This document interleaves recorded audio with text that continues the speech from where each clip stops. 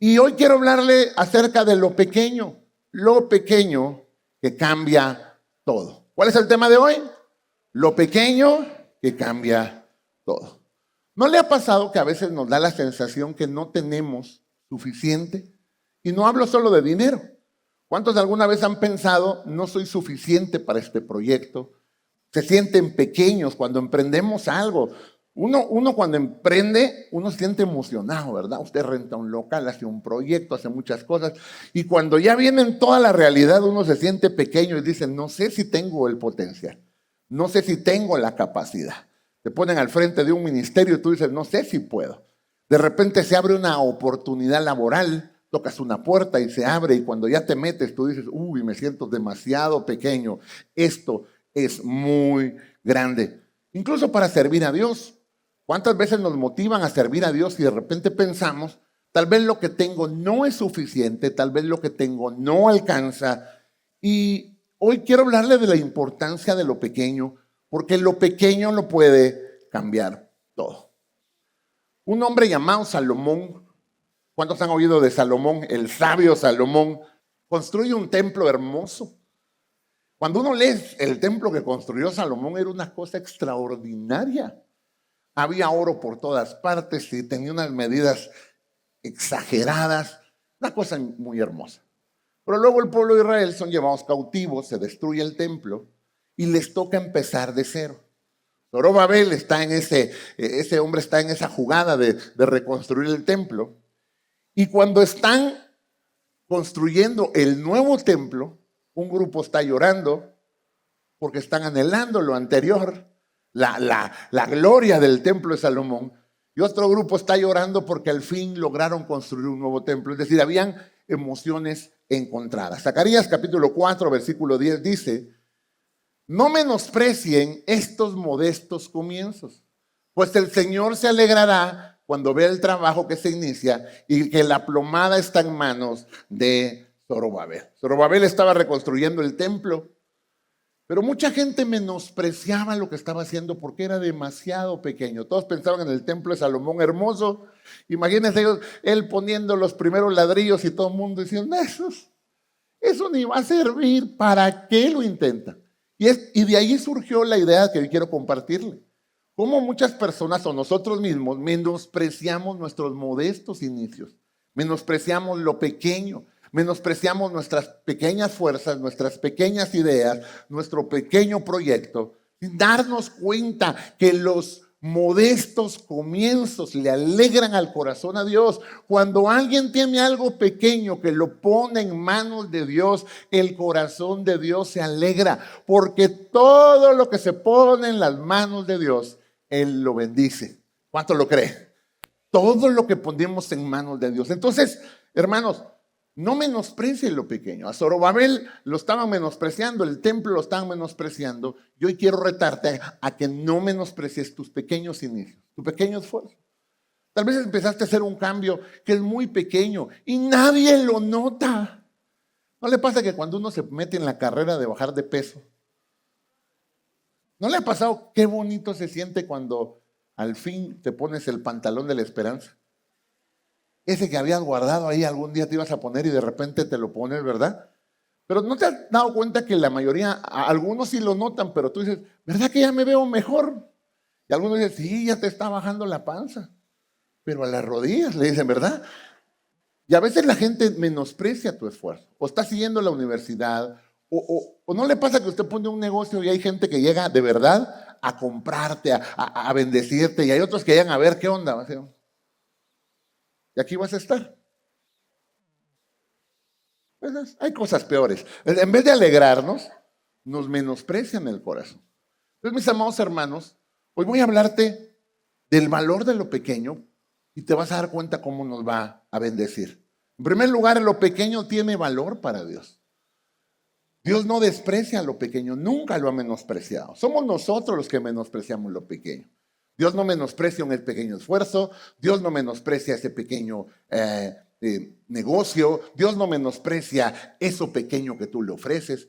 Incluso la Biblia menciona que una mujer, una viuda, fue a dar unas pequeñas monedas en la ofrenda y todo el mundo miraba a los que daban mucho dinero Pero Dios vio a esa mujer y dijo, esa mujer me alegra mi corazón. Porque no es una cantidad lo que Dios ve. Lo pequeño tiene valor para Dios. ¿Lo puedes decir conmigo? Lo pequeño tiene valor para Dios. Y Jesús contó una historia, una parábola acerca del grano de mostaza. Mateo capítulo 13, versículo 31 dice, la siguiente es otra ilustración que usó Jesús. El reino del cielo es como una semilla de mostaza sembrada en un campo. ¿A qué compara Dios tu reino? A una semilla de mostaza. Dice la Biblia, es la más pequeña de todas las semillas, pero se convierte en la planta más grande del huerto, crece hasta llegar a ser un árbol y vienen los pájaros y hacen nidos en sus ramas. Cuando alguien ve una semilla, pocas personas dicen, uy, miren qué planta tan grande. La gente siempre ve la semilla, siempre ve lo pequeño, siempre menosprecia lo pequeño. Pero uno debe saber que una semilla tiene potencial. ¿Una semilla tiene qué? Por eso Dios valora lo pequeño, porque todo lo pequeño tiene potencial de convertirse en algo grande. Todo. Lea usted la Biblia y se va a dar cuenta que todo lo bueno empezó con algo muy pequeño. Yo cuando leía esto no pude dejar de recordar cuando empezamos nuestras primeras reuniones. Éramos un grupo pequeñito. Yo le contaba muchas veces con unas sillas azules, chiquititas. Usted se sentaba, media nalga le quedaba del otro lado, ¿verdad? Y eran pequeñitas, ahí nos reuníamos, pero era hermoso, porque lo pequeño tiene potencial. El secreto de la vida no son las cosas grandes. Muchos quieren cosas grandes, incluso oran, Señor, dame algo grande, sin darte cuenta que lo que Dios ya te dio tiene un potencial de crecimiento. El secreto de la vida no solo es recibir cosas grandes. El secreto de la vida es que lo pequeño que tienes se convierta en grande. Yo sé que tiene cosas pequeñas. ¿Cuántos identifican en su vida cosas pequeñas que tiene? Van a crecer. Yo miro a veces a la señora de las plantas. La señora de las plantas empieza con una plantita, ¿verdad? Pero algunas hermanas las vamos a poner en disciplina. Andan robando plantas por todas partes. Ay, esa no la tengo. Y agarran una ramita, ¿verdad? Pero vamos a poner Ministerio de Restauración de Secuestradoras de Plantas. Pero ese jardincito chiquito, ¿no te has dado cuenta cómo va creciendo? Ese pequeño proyecto, tú empiezas y llega un cliente, un paciente. Entonces, uno se pone tan contento, ¿verdad? Cuando llega el primero, cuando hacen la primera venta, ¿verdad?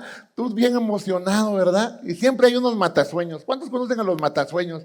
Tú bien contento, ¡ay, logré mi primer venta! Y llega, yo hice 80. ¿Y qué me importan tus 80 ventas? Pero yo hice una, no lo menosprecio. Ahora, la semilla de mostaza tiene un secreto, potencial.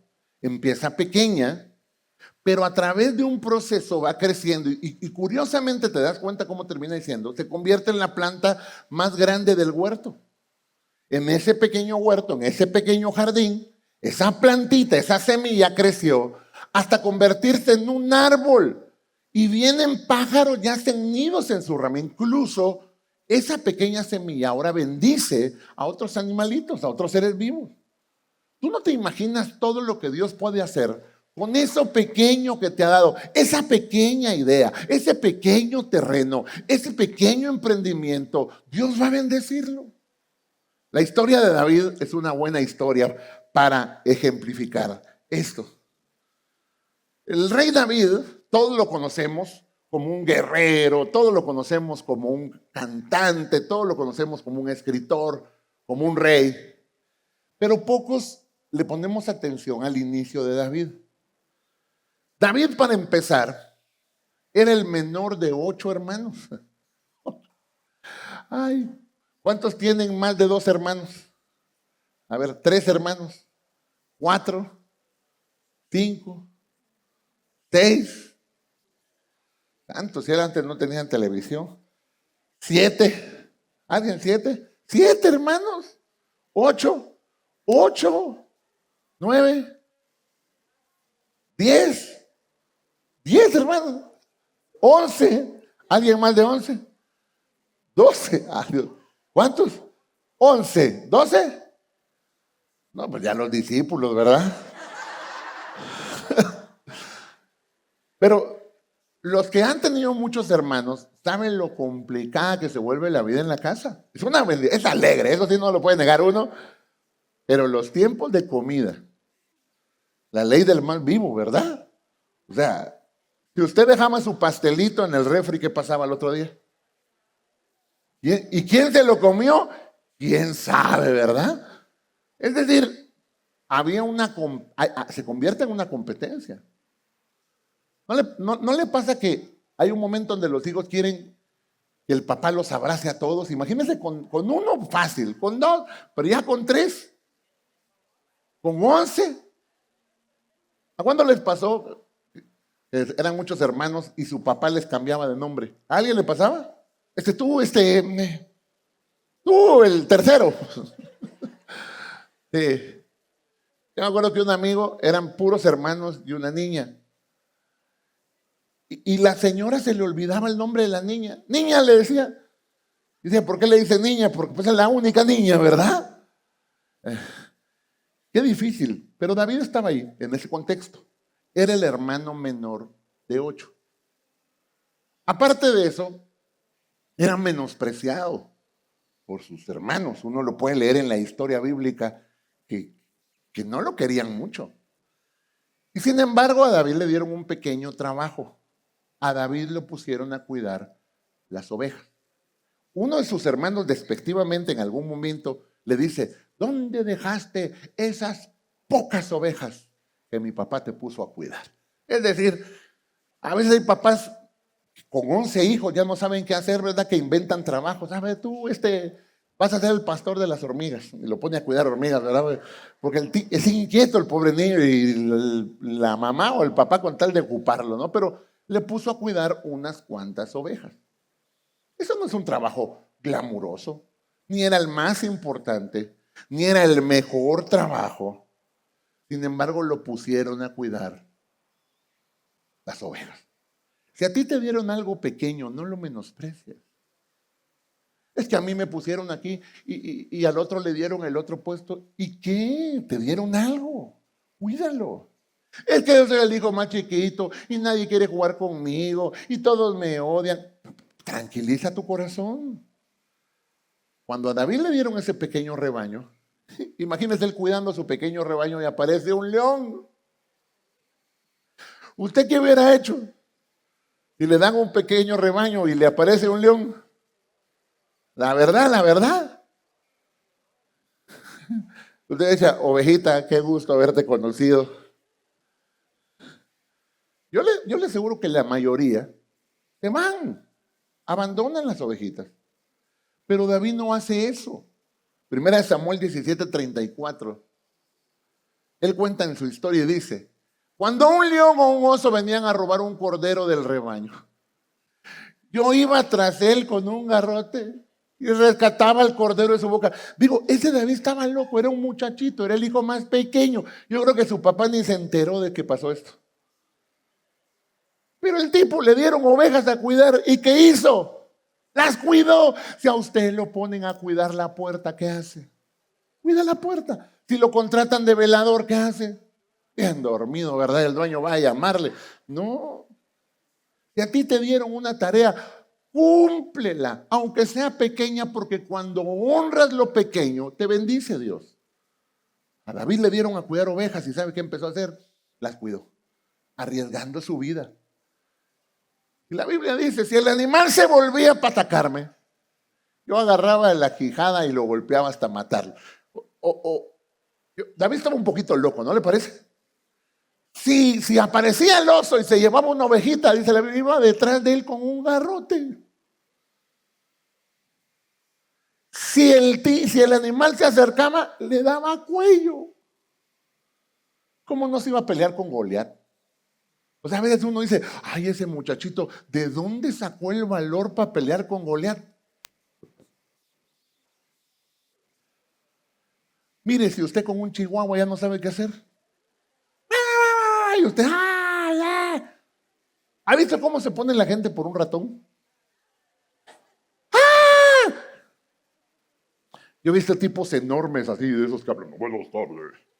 Pasa un ratón, ¡ay! Digo yo, híjole. Te asustan. Ahora, cuando fueron a buscar un rey para Israel, fueron a la casa de David. Y Samuel, el profeta, le dice a Isaí, oye, vengo a buscar un nuevo rey. Dios me dijo que de tus hijos va a escoger al nuevo rey. Híjole, yo me imagino al papá pensando, ¿quién va a ser? No, pues el más grandote va, el más fuerte, el más guapo, el que tiene más. ¿Usted cree que en su mente de este hombre le pasó por la cabeza de David? Le voy a mostrar por qué no. ¿Por qué hacen una cena para escoger rey? Y no lo invitan. Si David hubiera sido oaxaqueño, ¿qué hubiera hecho?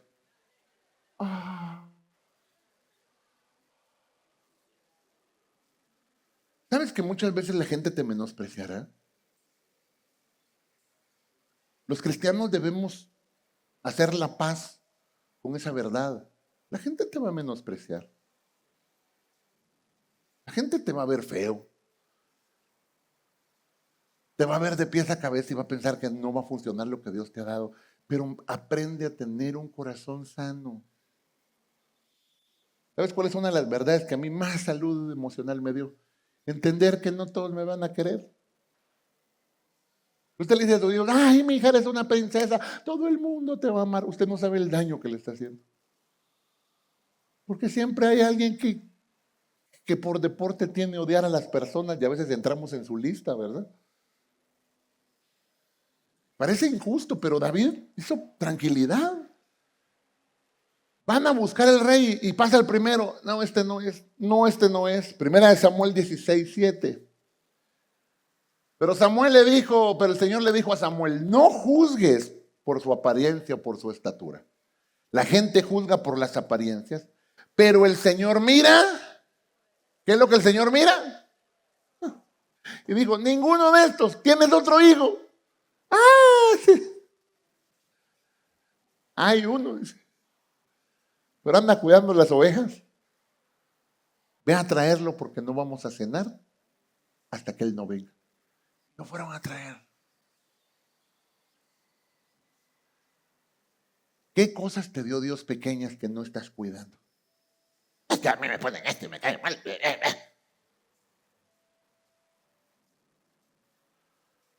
Si un cliente tienes, pues atiéndelo bien, pues. Porque un cliente tiene y todavía lo tiene de mala gana. Número 2. La fidelidad en lo pequeño abre lo grande. A ver, pregunto, ¿cuántos quieren cosas grandes en su vida? No lo vi muy convencido. ¿Cuántos quieren cosas grandes en su vida? Que cuidan lo pequeño. Que cuidan lo pequeño. Lucas 16:10 da este principio del reino. Si eres fiel en las cosas pequeñas, serás fiel en las grandes. Pero si eres deshonesto en las cosas pequeñas, no actuarás con honestidad en las responsabilidades más grandes. Lo pequeño que te dan, lo haces. Lo que te pusieron a hacer, lo cumples. ¿No le pasa que a veces una tarea le deja usted a sus hijos? Una. Y cuando llega ese, mi hijo, ay, ya me olvidó.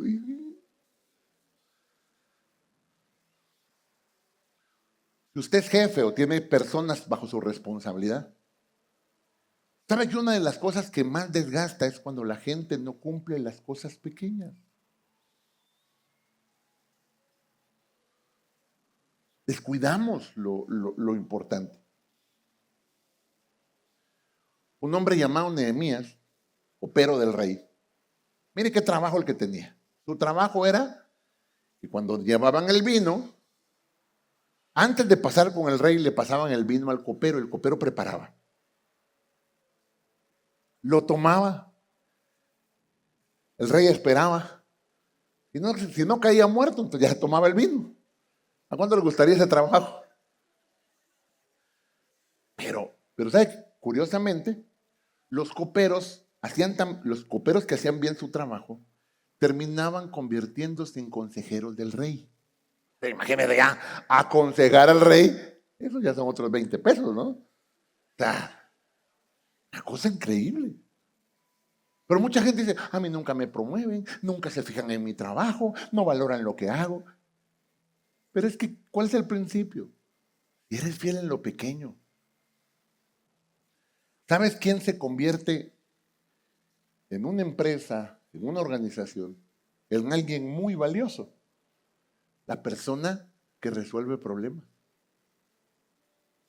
¿Tú quieres tener una empresa exitosa? Resuélvele problemas a la gente.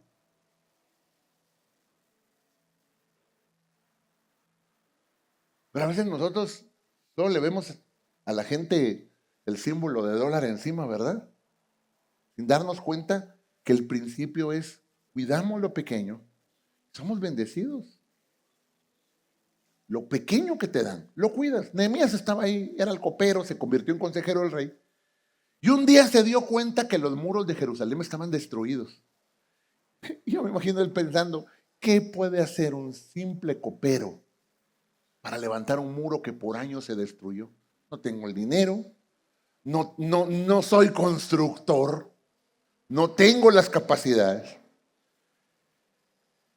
Pero de repente él toma la decisión de hacer algo. Nehemías capítulo 2, versículo 4, dice, el rey le pregunta a Nehemías el copero, ¿cómo te puedo ayudar? Y él dice, después de orar al Dios del cielo contesté, si al rey le agrada y si está contento conmigo su servidor, envíeme a Judá para reconstruir la ciudad donde están enterrados mis antepasados. ¿Se imagina que el rey le dijera, ¿y qué tienes? No, es que destruyeron el muro.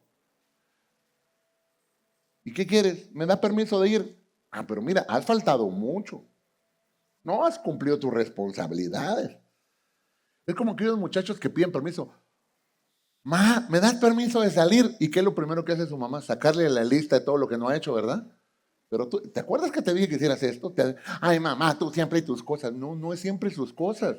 Es que no has sido fiel en lo poco. Aunque me vea feo.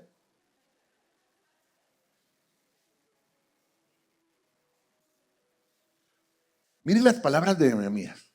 Si al rey le agrada, si está contento conmigo, su servidor. O sea, he cumplido, rey, me he hecho bien mi trabajo, lo he hecho con el mero.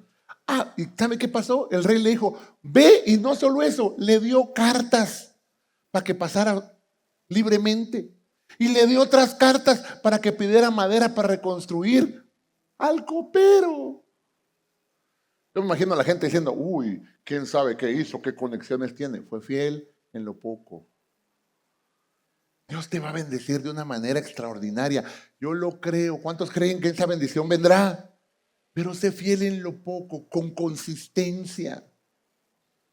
Luego, cuando construyó el muro, Nehemías se dio cuenta que él solito no podía construir el muro. Entonces se le ocurrió una estrategia extraordinaria. Nehemías capítulo 3, versículo 10 dice, Jedaías hizo reparaciones frente a su propia casa. ¿Sabe qué hizo Nehemías? Le dijo a todos, a ver, el muro no lo vamos a construir todos solos, en equipo.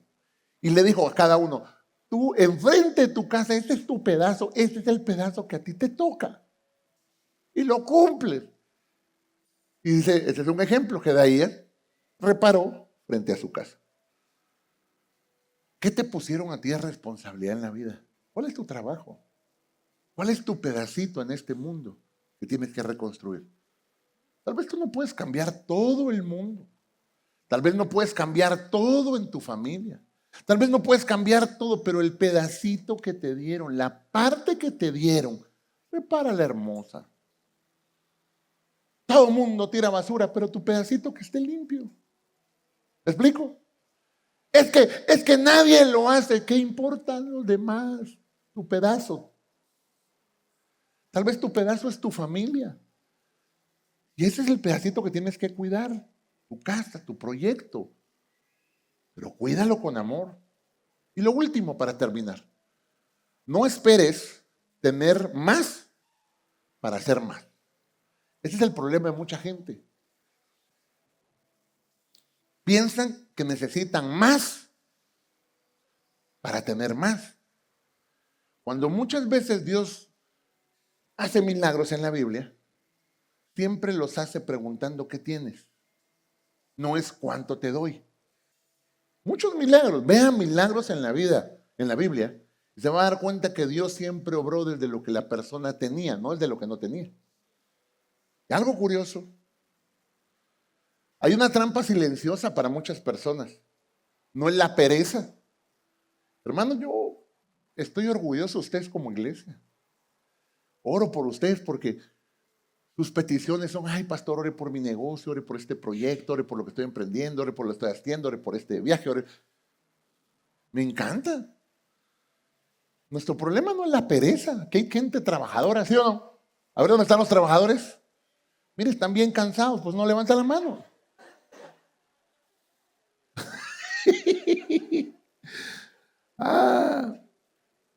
Tampoco el problema de muchos es la rebeldía. Sí, hay uno que otro rebelde, ¿no? Pero no es la rebeldía. ¿Sabe cuál es el problema? La espera. Están esperando las condiciones perfectas. Están esperando que todo sea extraordinario. No, cuando ya tenga todo. Cuando ya resuelva esto. Y mientras esperan el momento correcto, la vida se les va. Tal vez Dios le está hablando a alguien, hoy a alguien, diciéndote, hija, ya, hazlo, emprende, levántate, cree, restaura. Pero es que no tengo, pero usted no sabe la fe que se forma en el corazón cuando damos pasitos de fe, pequeños. Termino con esta historia. Jesús está por terminar su predicación y mucha gente lo había seguido de todas partes. Más de 5,000 personas, sin contar hombres, sin contar mujeres y niños. Póngale usted unos 11,000. Y de repente Jesús le dice a uno de sus discípulos, oye, mucha gente, ¿verdad? Sí, Jesús, mucha gente. Y Jesús le dice, dale de comer. ¿Qué haría usted si Jesús le dice, dale de comer a 11,000 personas de la noche a la mañana? ¿Qué es lo primero que usted pensaría? No puedo. ¿Sí o no? Otro diría, no hay. Otro se pondría más espiritual. No, Jesús, ponlos a ayunar. Ponlos a ayunar. Te venden a buscar que hagan bien las cosas. Entonces, uno se da cuenta que aparecen dos personajes, dos formas de pensar en la historia. El que vio lo que no había. Dijo, Señor, en primer lugar, 200 denarios no alcanzan. Dinero. Tenía razón de verlo así. Yo sé que muchos aquí son administradores y lo saben. Uno cuando ve un proyecto, lo primero que dice es, ¿cuánto va a costar, no? ¿Cuánto vale?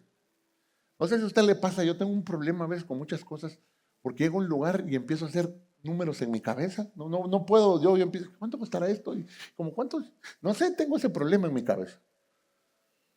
Entonces, vio que no había.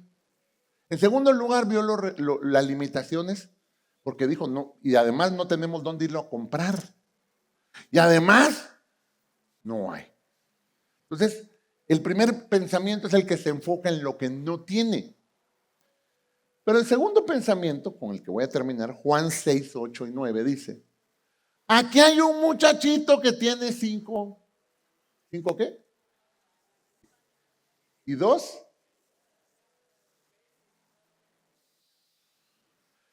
Pero mire, el otro pensamiento, ¿pero de qué sirve? ¿Para qué? Menospreciar lo pequeño. Leí una historia hace muchos años. No sé si es real o ficticia, pero la leí, me gustó mucho. De una revista. De un hombre que estaba endeudado, pero endeudado. Y de repente su hijo pequeño escucha a su mamá y a su papá diciendo que no hay dinero, que van a vender cosas. Y el niño aparece con su alcancía. Y le dice, pa, te doy todo lo que tengo. Yo cuando leía la historia dije, bueno, hay dos maneras de enfocar eso. Un papá realista diciendo al niño, ¿y qué crees que esto va a pagar? O sea, quédate con tus ahorros. O encontrar la fuerza en esa acción para seguir adelante. Y a veces nosotros nos enfocamos en lo que no tengo, es que no tengo, es que se fue, es que me dejó, es que no supe, es que no lo logré, es que el dinero se acabó, es que ya no tengo un lugar, es que no puedo con esto.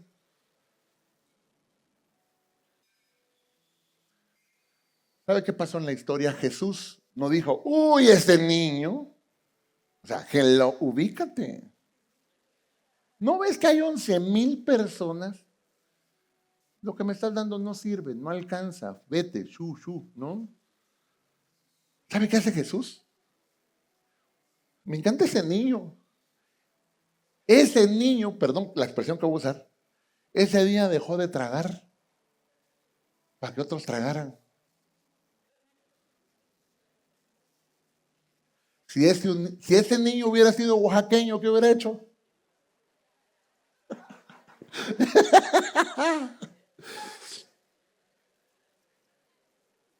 Hubiera llegado el discípulo, Señor, aquí hay un plato vacío que antes tenía. Este niño se lo tragó. Pero él decidió que lo poquito que tenía, lo iba a poner en manos de Jesús. Y aquí mi reto final, lo que tienes hoy, ponlo en manos de Jesús. Tu proyecto, ponlo en manos de Jesús. Ese pequeño esfuerzo, ponlo en manos de Jesús. Esa pequeña fuerza que todavía te queda, tú sientes que ya no puedes más. Dile, Señor, ya no puedo, pero eso pequeño lo pongo delante de ti. La historia termina, Juan 6:12. Todos comieron. ¿Cuánto quisieron? ¿Cuánto comieron? Mire, tuvimos el domingo de resurrección. Hicimos tamales. De repente digo, hermano, si alguien quiere más, pase. Pasaron algunos hermanos por más. De repente le digo a uno de los muchachos, oye, yo andaba ahí en la mesa, pasa. No, ya es la tercera que paso, me dijo. Dije, no, este sí comió cuanto quiso.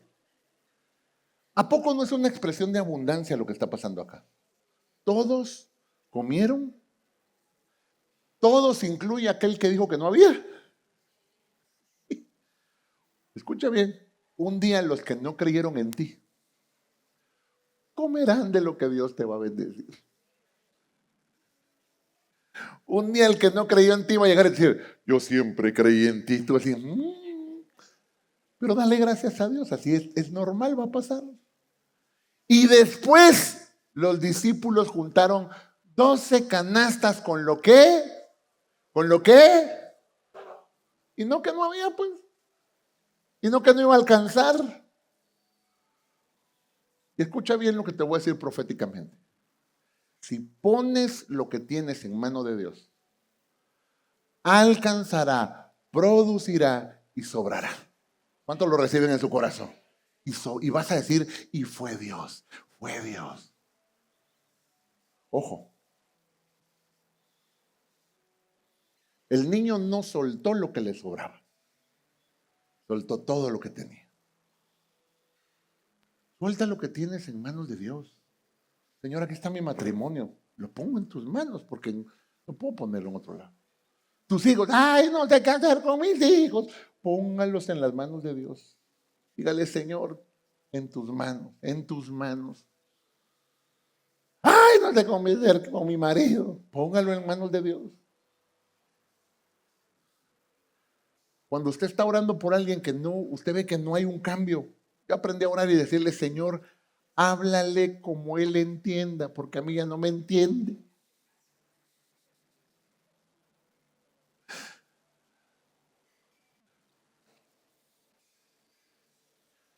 ¿Qué es lo pequeño que hoy tienes? Por eso nunca menosprecies una pequeña acción, un pequeño esfuerzo. Ni siquiera una ofrenda. A veces menospreciamos las ofrendas. A veces decimos, ay Señor, es lo único que tengo, pero eso poquito, ponlo en manos de Dios. Lo que tengas. Y verás la gracia de Dios fluir sobre tu vida.